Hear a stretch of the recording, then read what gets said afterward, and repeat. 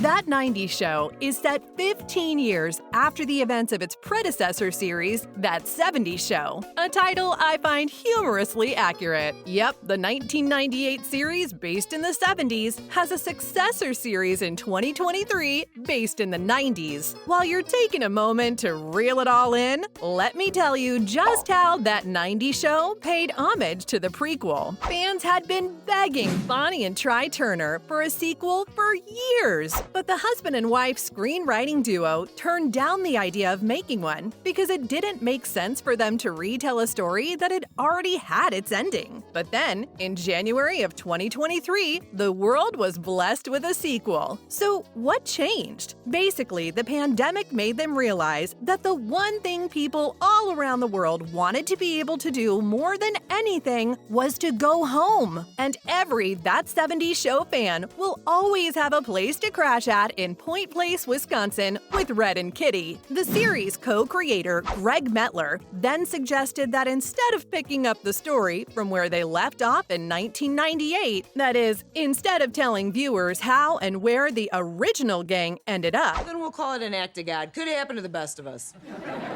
But it didn't happen to the best of us. It happened to you.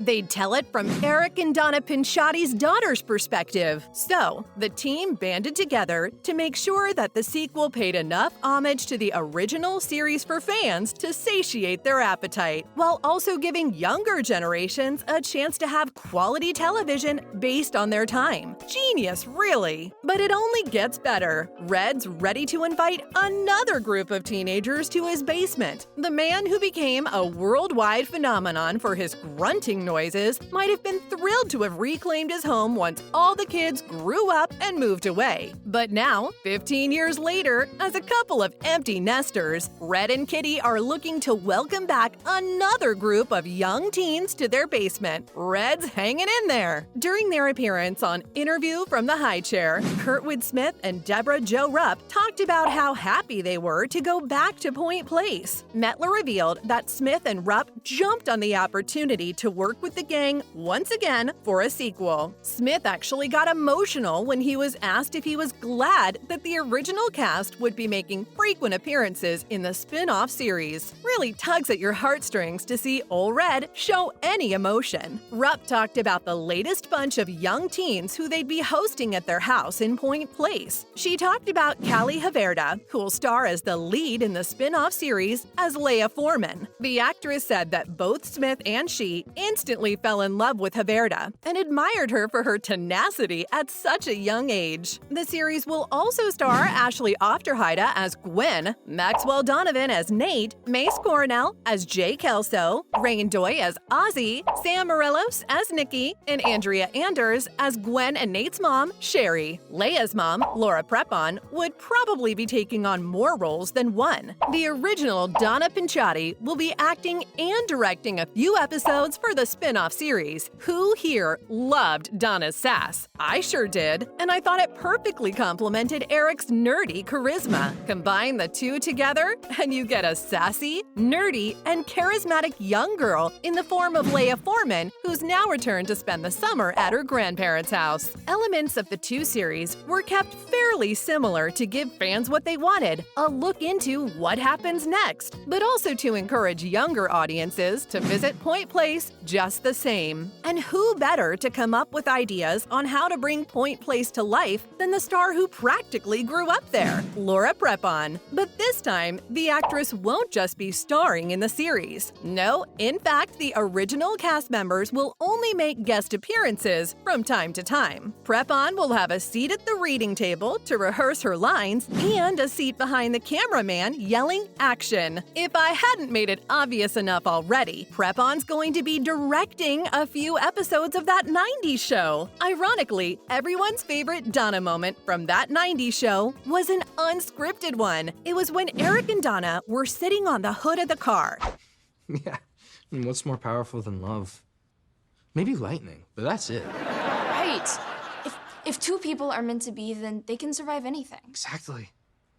Do you know how lucky it is to find that special person? Now, where have I seen that before? That's right, it was one of the opening scenes from that '70s show. It really tugs at your heartstrings when you see the cast in the same set that they basically grew up on, and where you watched them while growing up yourself. But it brings you to tears when you see them recreating some of their most beloved scenes from the show. And a scene that's very close to my heart is the one where Topher Grace and Laura are sitting on the hood of the car and having a nice heart-to-heart. The original scene had Topher's character playfully nudging Laura's character after she delivered a tactful one-liner. Mettler claimed that they asked the original cast members to just recreate the feel of the original scenes with as much accuracy as they could. No one remembered the nudge, except Topher. So yeah, the scene that made you go, "Aww," all over again was actually unscripted, but the Turners and Mettler knew that they had to include that into the final cut. On the topic of adorable couples from the show, Kelso's "Damn Jackie" had to be incorporated into the show. No two ways about it. That '90s show could run on air for 8 seasons, just like its predecessor, and we'd still feel like something was missing if Kutcher didn't come in at least once to deliver his iconic line, "Damn Jackie." So simple, yet so effective. It wouldn't be a stretch to say that this was where everyone fell in love with Ashton. Here's a fun fact. Kutcher would routinely send Mettler videos of him running around the house, yelling out,